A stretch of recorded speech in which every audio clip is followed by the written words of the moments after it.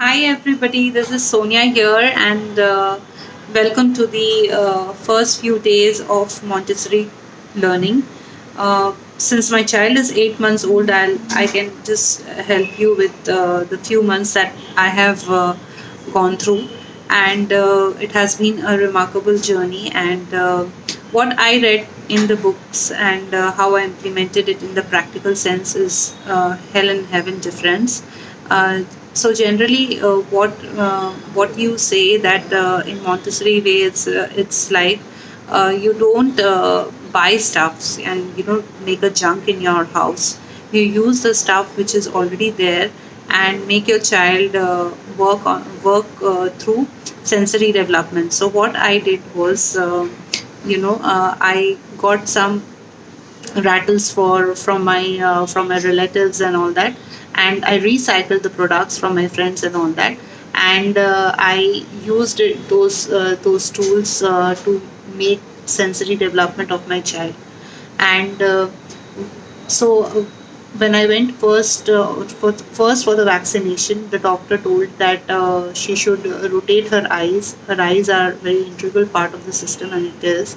And she should rotate her eyes, do some exercise, and all that. So I got a wind chime kind of a thing, and make her watch that every now and then, so that she rotates her eyes while sleeping. And I got some toys for her. At a height, I placed it with the music, and she used to see. She still watches that, and while sleeping, and it helped in her sensory development of her eyes.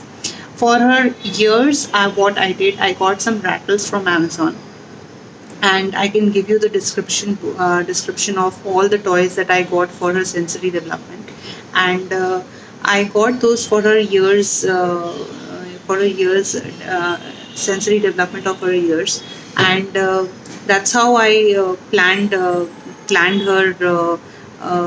development through her senses. And so eyes and ears were covered through rattles, and then came with the taste and with the food. So what Montessori way of teaching is, don't spoon feed the child. Let child take time in eating, and it is more or less examining each and every fruit or each and every vegetables that you're giving to the child. The child should experience it, feel it, and have it himself, herself or himself.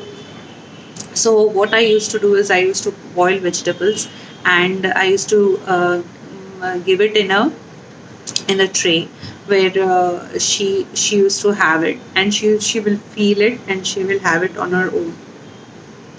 So this started after she coming in the solids part. So after she started coming in the solids part, I started giving her that. Before that, she was totally breastfeeded.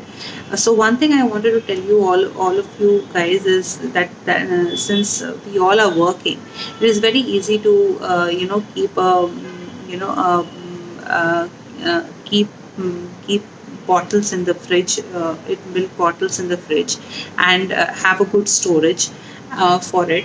And I always used to have a storage of, since when I was not available in the house, so I always used to have storage so that my husband or my help could feed the child at the same point of time, so that she is breastfed, but not necessary. I am not necessary at that point of time.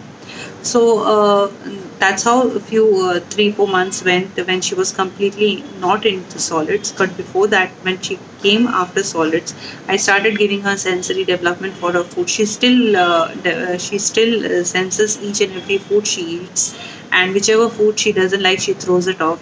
But that's part and parcel, and not to get Yankee about it. That the child is making the place messy. So, what Montessori way of teaching is to be very patient with the child, and when the child is crying and you are also crying at same point of time, when you have your own mood swings, and child is also going through a tough phase, always to think of the child, because he or she cannot speak. So at least you can speak out, you can talk, or take help from the from your partner or from your family or from your health, but the child cannot speak. So that motivated me. So every time when the child was cranky for food, and at that point of time I am doing something else, and it was like a, like a tie. So what I did at that point of time, always going back to the books and remembering that I read this concept, that to be very patient with the child irrespective of the fact that how my mood swings is.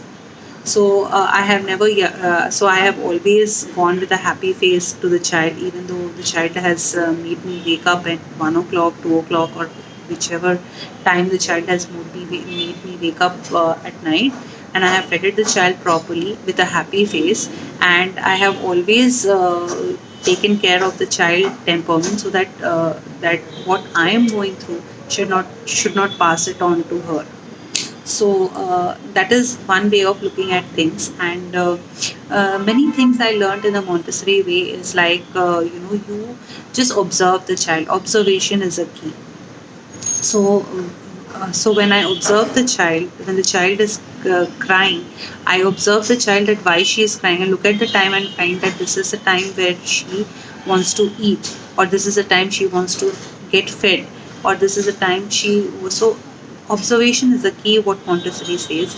And observing the child and its needs. So I have also started, currently she is in 8 month, and she is in a playful mood. So I take her to her play area. I have made her play area in a Montessori way, and I'll show all the description links in the description. I'll give all the links in the description box. But that's how you should have a play area for the child. The child should not feel that the entire house is a play area. That's the differentiation. You say that please don't make everything messy. This is your play area. You can make this messy. So once you start reading the Montessori book, you'll get to know that how a child is being disciplined. At the same time, you are not imposing on the child. So that's my take for today, and I hope so you enjoyed this video. Please subscribe and like my video and share. Thank you.